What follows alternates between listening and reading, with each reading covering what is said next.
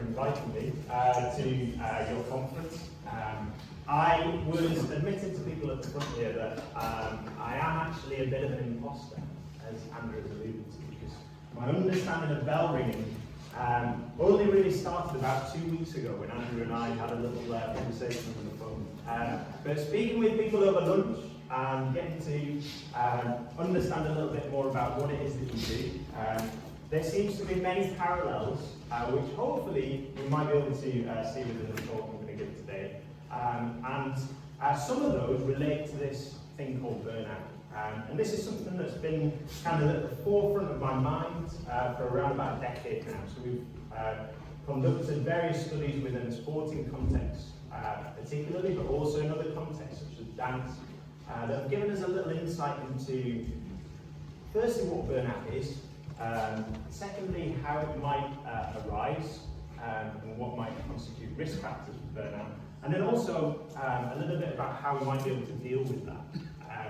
So hopefully that's kind of what we're going to focus on for the course of the talk today. When gifted the invitation to the talk, the title was kind of preordained. So we did first have burnout, putting out the fire. So I've taken a little poetic license and kind of added reigniting the flame. There's a good reason for that in terms of something that we'll come on to in a little bit more detail in a minute, around how basically we can't burn out if we don't have a significant passion for something, a dedication, a commitment that we might have to our bell ringing in this case, or our bell ringing teaching, and in my context, within a sporting context. Okay, so Mike, if we could just, at that point, move us on. Now this thing about burnout is something that's been taken, and you will have no doubt seen a lot of within the popular press. Okay, so within a sporting context, we have Serena Wiegmann, the current England women's manager, looking to strike a balancing act with England players risking burnout. Within sport, we often kind of see this thing around how players are exposed to too much game time, too much training, their schedules are such that they are in a position where they have a lot on their plate. So the first parallel really is Andrew was kind of describing that influx of individuals that you experience with the Ring for the King initiative maybe tallies quite closely with this. Okay. Next slide, please. And then more kind of broadly, we often see a bit of this. Okay, you might have felt at times like this yourselves. So why are we more exhausted than ever? From Time magazine, just a couple of weeks ago. And in this sense, the reason this is up here is because quite often burnout gets conflated with just a sense of tiredness.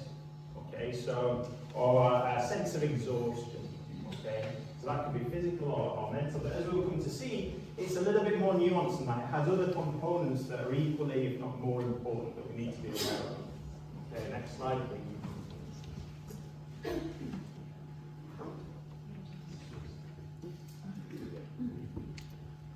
And then in terms of the press, they also sometimes pick up on why it is that we need to be mindful and conscious of burnout and why we might need to reduce it. So we often see, as we can see just from a few weeks ago here, or in January of this year, feelings of fatigue, and in some cases burnout can be extremely debilitating.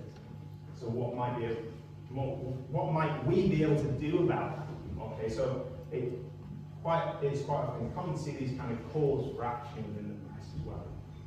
Okay, next slide. And some of our colleagues at York St John University and indeed the University of York have really led quite strongly on this notion that burnout is particularly a problem within the teaching community. Now in their instance they were talking about school teachers predominantly, but obviously within any context in which we might be a coach or where we're charged with others, that might be a situation in a context that might be potentially conducive to some of the risk for burnout.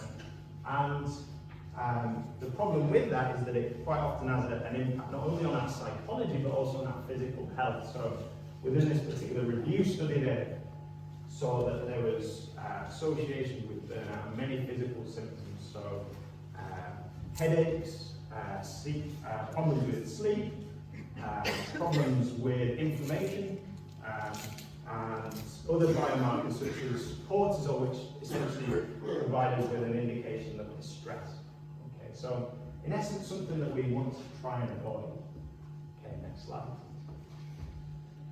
And back in the 80s, and indeed in his early work at the St. Mark's Clinic on the east side of New York, Herbert Freudenberger defined burnout in these terms, or talked about it in these terms, which are still quite pertinent today. So, burnout is a demon born of the society and times we live in, and our ongoing struggle to invest our lives with meaning. So really kind of latching on to this notion of the kind of meritocratic idea that we need to invest in something in order to be productive within society. We need to dedicate a significant amount of time to it, and if we only work harder, we are on this constant path to getting better at something.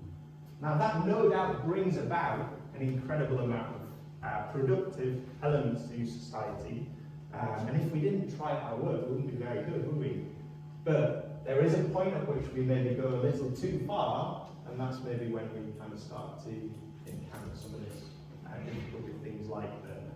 And indeed, Freudenberger was not only a psychologist working in a free drugs clinic, but he also encountered burnout himself on at least 2 occasions.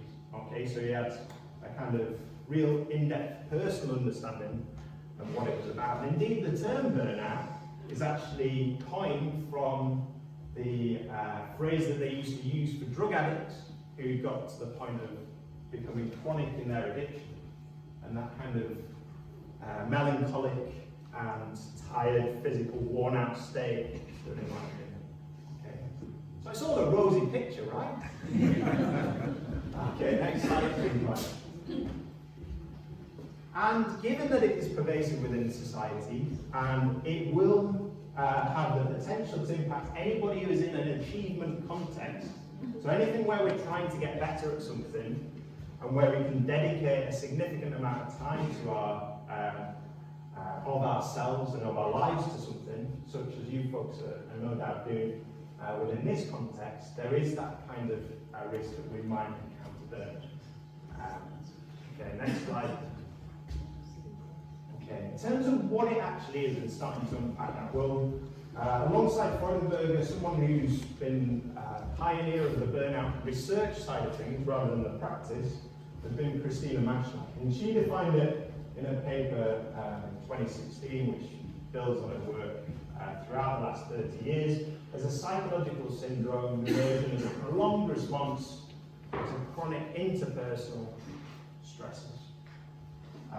The reason why this definition is quite important is because it highlights that notion that burnout is an individual phenomenon that we might experience ourselves, but it also has an interpersonal component that might impact others within an environment, within an organisation, and indeed we might be impacted by those individuals as well.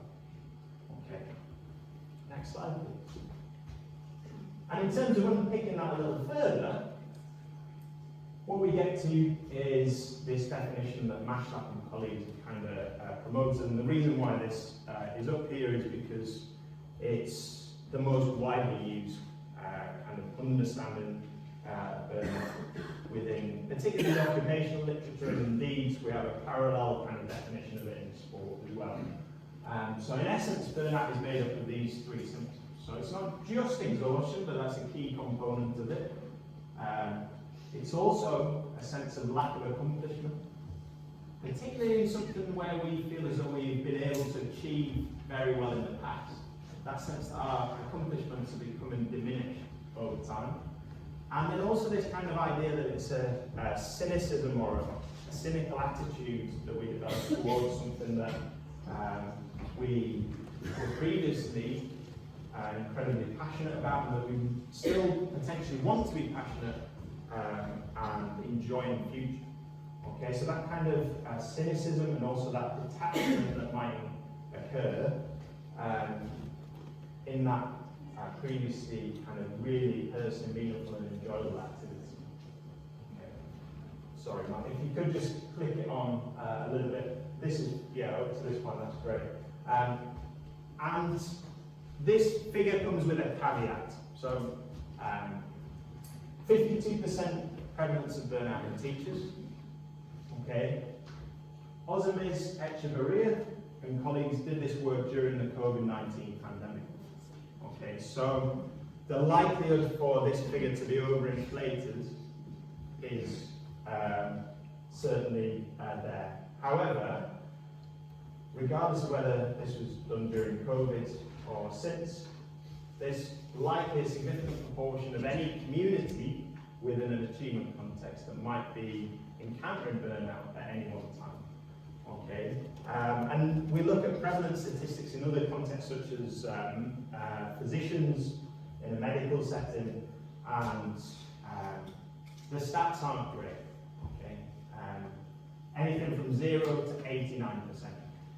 Okay, so we don't really have a good handle on the prevalence, but the message there around the likelihood is that there's a significant proportion of individuals encountering this thing at any one time is the thing to take. Okay, thanks, Mike. If we could just move it on to this one. All right. So as well as it being a prevalent thing within any achievement setting, it also appears to be increasing. Okay, so again, my colleague Daniel Madigan over at York St John, he led a team where they reviewed existing literature, and they took all the papers that have been done on athlete burnout. Okay, and the reason they started in 2001 is that there was a questionnaire of athlete burnout that was devised, which is still used to the present day during that year. Okay, so about 21,000 athletes in total, so huge sample.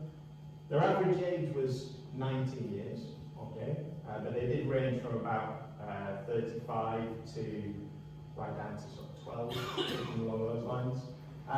Now, you might not be surprised to learn that with age, as they got older, they became more cynical. Has anybody... Surely not, surely not. But regardless of that relationship with age, what they found that when they looked at burnout symptoms, and in particular this notion of lack of accomplishment and cynicism itself, regardless of age, these were increasing over time. And they control for various other factors in the study as well. So there appears to be, whether that's due to over-reporting or willingness to report symptoms, which might be a function of our times. We might be more likely to report now than we used to be in terms of mental health issues. But regardless of that, there does appear to be at least a small or medium effect size over time in terms of burnout increase in regards to these two factors. Interestingly, exhaustion kind of stayed similar within a sporting context. So it'd be interesting to see within a teaching context whether these findings will be mirrored or whether they're generalised. You probably have a better view than me on that. Okay, next slide. Alright, so why is it such a problem? Well, as we've kind of seen and started to get a handle on here, regardless of whether it's bell ringing, teaching, sport, our occupation, we've seen this in dance, in music, burnout is something that starts as a function of the context that we're in. So, yeah. Actually, just on the previous slide, it's lack of accomplishment. No, I know what accomplishment is, but what does that lead to burnout? So it's not that it leads to burnout, but it's a, sorry, just in case people didn't hear that, the question was around why does lack of accomplishment lead to burnout? So it's not so much that lack of accomplishment leads to burnout per se, but it's one symptom of it. So in terms of what we mean by that kind of sense that we are, in essence, getting worse at something. So we feel as though the accomplishment we currently have, our current level, is just a lot worse than it used to be. So that's kind of how it's thinking. But yes, please do feel free to kind of shout questions through as we go. So in terms of the kind of setting and what burnout is, it tends to be one aspect of our identity that it starts with. So it might be that we're a teacher, it might be that we're an athlete, and it's the sport or it's the bell ringing context that in some way is causing us to feel this sense of burnout. Sorry, Matt, if we could just run it on there's a couple of animations here. That's great, thank you. Now what happens with that though, and why it's maybe problematic, is because while it starts with something that's context specific, so it impacts one aspect of our lives, and it's not very nice in itself, but it's kind of housed there. What studies have shown is that it kind of expands to the broader person. So it might start with something, that kind of exhaustion that we're feeling because of a particularly busy period within our work.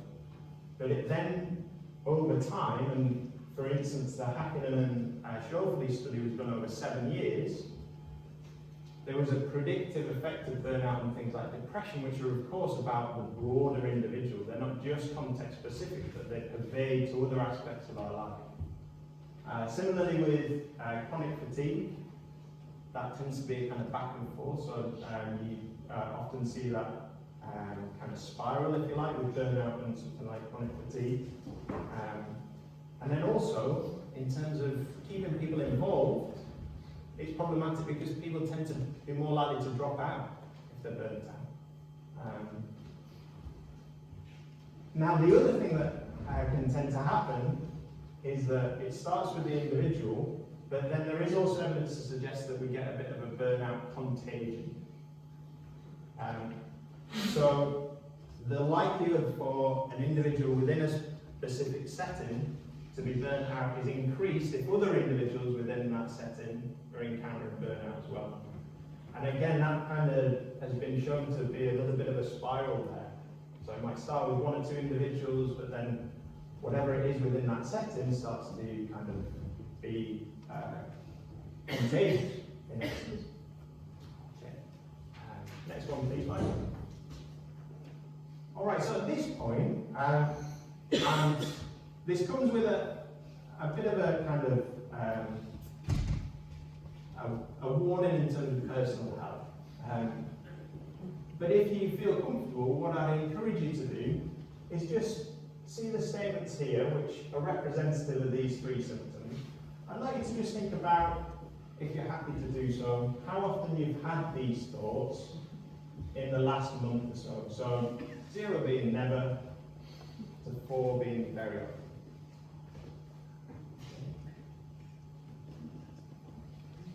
All right, so feel free to write it down or just keep it in mind, or not do it at all if you feel more comfortable.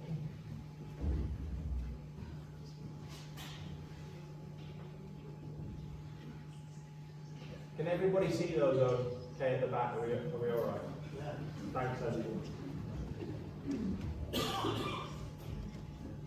Okay, so if you're a 0, then we're in a position where we're not encountering any symptoms of burnout.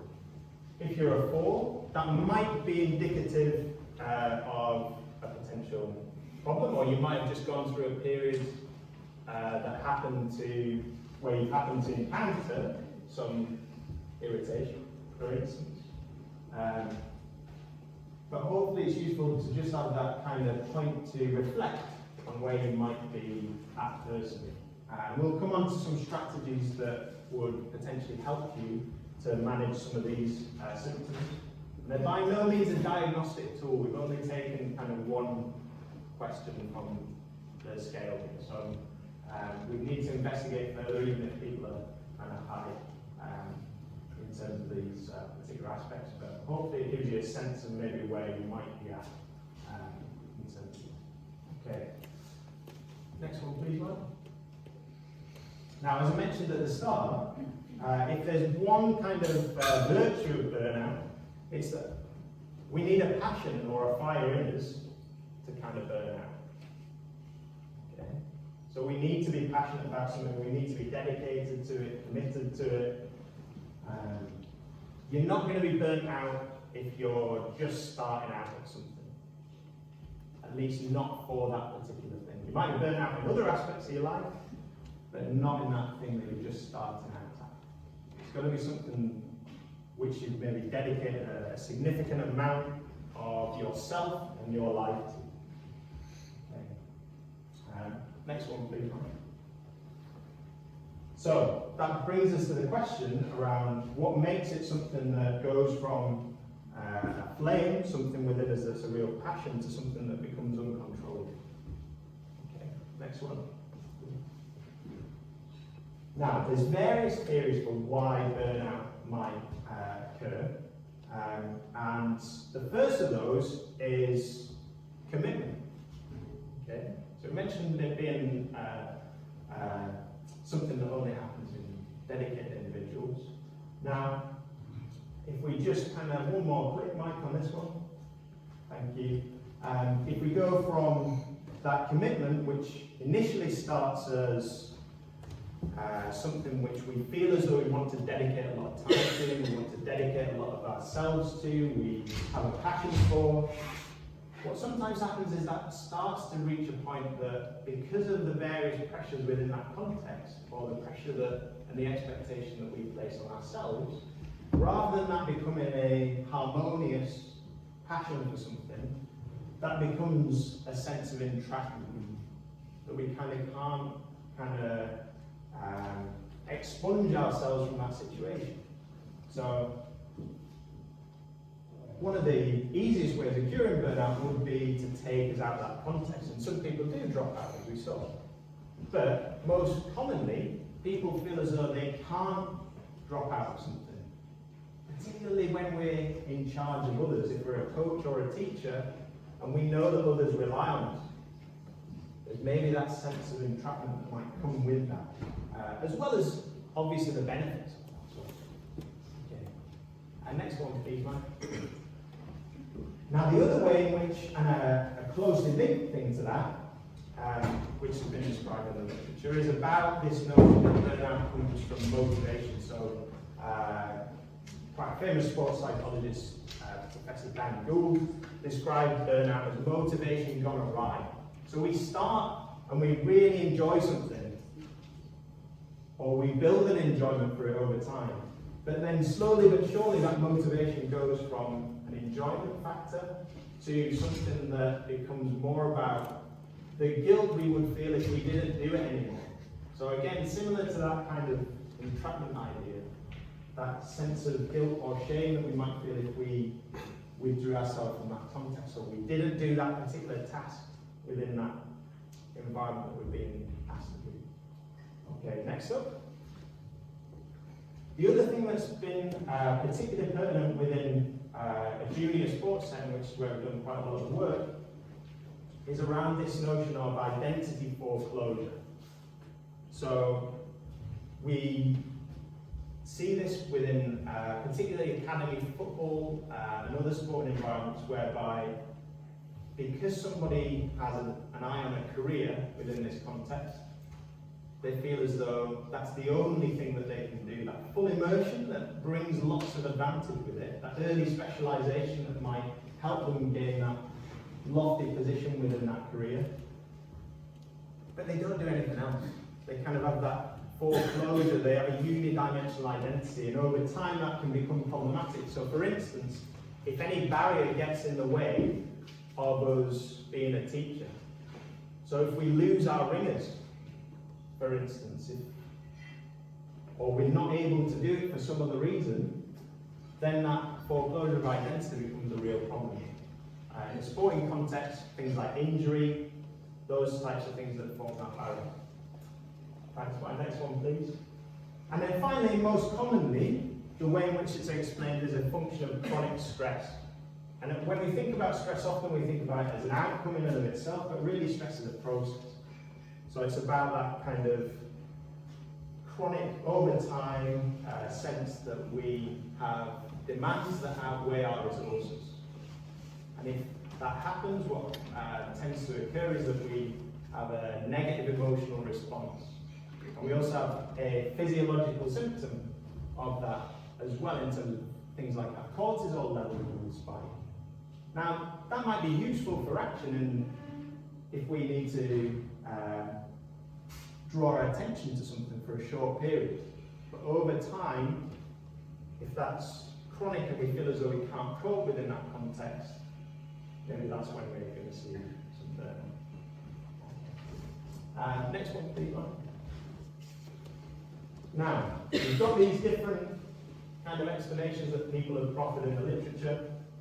All have seen support in certain studies. We just have one more clip, Mike. The one thing that kind of underpins all that stuff, at least at an individual level, is our personality, what we bring to the table. Because we'll all be conscious that some people can be exposed to certain levels of stress chronically over time, seemingly the demands, but are much better able to cope. Now that might be to do with others around them, but it could also be their own internal personal resources to cope as well. Okay? Similarly, if we have certain personality types, we might be more likely to be unidimensional in our identity. We might just channel all of our efforts to one particular thing rather than other things. And similarly with motivation and commitment, personality has been shown to underpin those things as well.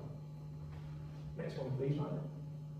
Now, the one personality factor that has gained the most attention and has the most evidence behind it in relation to burnout is perfection. Okay? And apologies, Matt, there's a couple of animations on here, so if you want to just run it through to the end of this slide, that's great. I think that's about where we're at. So what is that? We'll all have a kind of understanding to some extent of what it might be or what we feel it might be. Again, popular terms in the press. In essence, it's a personality disposition, so something that's relatively stable in us over time, that is characterised by striving for excessively high standards and is accompanied by harsh criticism. So that criticism could be from ourselves, or it could be from significant others around us. Okay, now, when we look at perfectionism in a little more detail, and when we look at all the studies that have been done on perfectionism, typically there's about 25 definitions of perfectionism in the literature. When we look at all those different facets and we pull them all together, we get two things. We get strivings and concerns, which are in essence kind of evident within that definition. So perfectionistic strivings is those things that we would describe if we were describing someone who is perfectionistic in a traditional sense. So they set incredibly high standards for themselves. They're always pursuing, they're exacting in those standards. They're never satisfied if they meet a certain goal. They always have to place that goal higher. Now that's incredibly motivating for people. And when you look at things like performance, it can be very beneficial to have that strivings element. Okay? One of the major issues, though, is it's associated with this thing called perfectionistic concerns.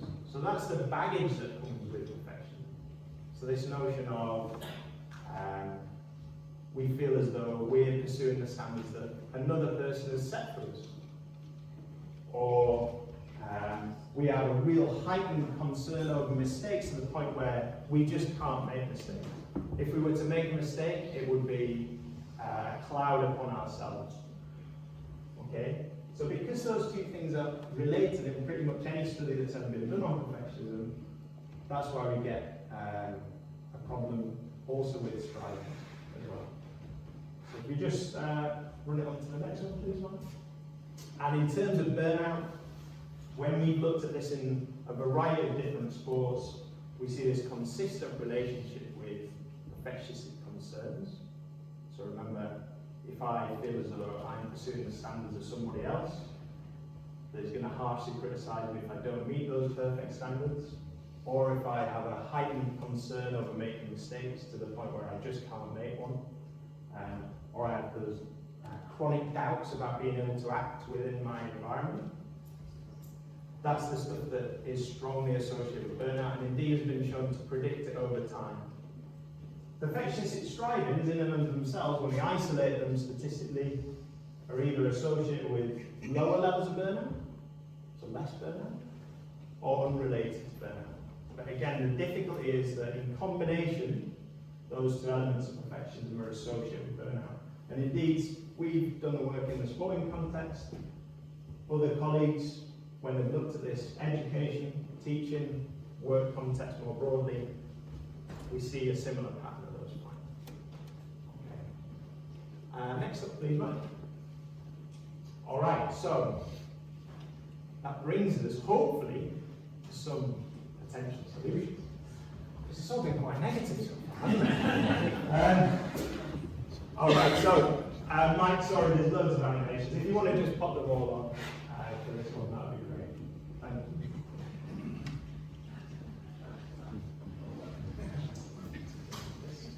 All right, so the first one that particularly, and I have to admit my bias here, but based on some of the work that we've done and the understanding of motivation that we've tried to develop, being autonomy supportive with your learners and also with each other is potentially going to be very effective in terms of addressing not only the personal kind of issue of burnout, but also the broader organisational issue of burnout.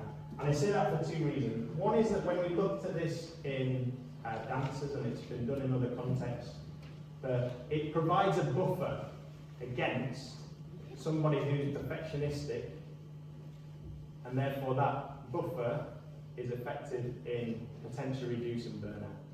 So if you have people within your context, your learners, who are particularly high in terms of their standards, they can't let stuff go, they're perfectionistic in the way that they approach things, or indeed you're perfectionistic yourself, being autonomy supportive can be very effective. What is autonomy support? In essence, it's about providing choice within a framework. So for instance, within the art teaching framework, are there ways in which you teach that you can provide choice to your learners in some way? There's also the kind of element whereby, rather than feeling as though you've got to fix it yourself as a teacher, you encourage your learner or your student or your athlete to problem solve for themselves. And the other element, or key element to it, is that you have that empathy with those who are in your charge. So you try and put yourself in their shoes. Remember what it was like when you first started that learning journey, for instance. And that's pretty challenging sometimes, right? But that can be really effective in terms of reducing burnout. The other element, and why it's maybe useful in a more selfish sense, is that when we look at coaches of aesthetic sports, what we've seen is that if they're more autonomy supportive themselves, they're less stressed. So it's associated not only with a benefit to the people who are in your charge, but also a benefit to yourself. Okay. Now, the other elements, as you'll see here, take actual authentic breaks. What do I mean by that? Well, scheduling breaks is one thing, but then if we are using that break to do a million other tasks at that time, which we're all guilty of at times, right? It doesn't provide that space to give us that reset opportunity. Now, if we look at the brain research, if we're not doing that and we're chronically always kind of introducing different tasks to our brain, or even if we're doing this in our brain, which is a problem as well because it doesn't allow us to switch off. So how do you do that? A bit of mindful attention. You go and stare at a tree for 5 minutes if you've got a 5-minute break. You go and take a walk and you notice what's in your environment. So not easy in the modern world to do that, but really important that we try. Avoid the temptation for co-rumination. So I couldn't resist this. My dad's a big fan of Monty Python. And so he showed me the Yorkshireman sketch, and obviously coming down from Yorkshire today. I thought it might stick quite well. For those of you who don't know that sketch, basically the fellas are sat around and they're all trying to outdo one another in terms of how bad things used to be for them growing up. You know, so we used to have a cardboard box. Oh, you were lucky. You know, that sort of stuff. So, in essence, that. Oh, thank you. Alright, so in essence, that kind of avoidance of that co-rumination, because when we talk about burnout contagion, that's kind of how it spreads. Fine to vent sometimes, fine to kind of have frustrations and air those, but to dwell on those frustrations for too long without any action is going to cause problems over time. Create one of these potentially. So this is taken from my office, back at the Leeds Beckett, and this notion of prioritisation, understanding what we need to do versus what we think we should do. Sometimes having a to-don't list is quite useful. You have to sometimes be careful with this when it's in a semi-social space. So for instance, energy sapping time actually is about energy sapping colleagues, but I didn't want to be mean. So I couldn't really put that on the wall. But we all know kind of some of those individuals in that context. The sleep thing is obviously big. Sleep's a big challenge in terms of for individuals who find it difficult. But gaining that kind of quality sleep, that consistent sleep as well, beyond just the duration of sleep is really important. And then this thing, consider the type and source of pressure. Is it a hard deadline? Is it something we need to do, or is it just something that we feel as though we should do? And how do we channel our energy towards something that might be more or less useful? So really kind of taking time to reflect on, is this a pressure I'm placing on myself unnecessarily, or is this an actual real thing that needs to happen? It's going to be really important as well. Okay, next one please, Ryan. And then just finally, and there's some proximal advice. So this was taken from your very own website.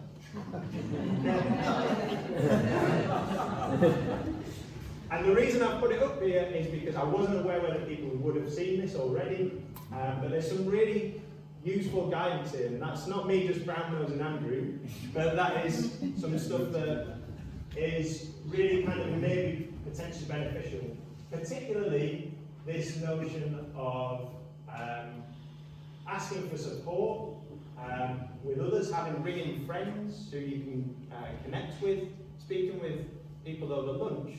Sometimes there's a tendency for us to become a little isolated within the space that we're working or teaching in. And this kind of notion of prioritisation or piloting projects really kind of ties in with that understanding of what's a pressure thing, what's not, how do we reduce that pressure a little bit, trying something new or having to take on new tasks. See it as a pilot opportunity that's something temporary rather than something that's pervasive and has to go on forever. Okay? So some really useful guidance there. The other key things that I would also point in the direction of at this point, especially given that we're focused on something that is a real mental health issue, potentially going to be profound for people, is if you're really struggling, you need to go see your GP. There's also really good guidance on the Mind website. So if anybody is in this talk today and is feeling as though they're really struggling with this thing, have a look at the Mind website, go and consult your GP, get that appointment in the diary, share those concerns with others as well, where you can and you feel comfortable, and look after yourself and each other in this regard. Okay, next one, Mike. That's us.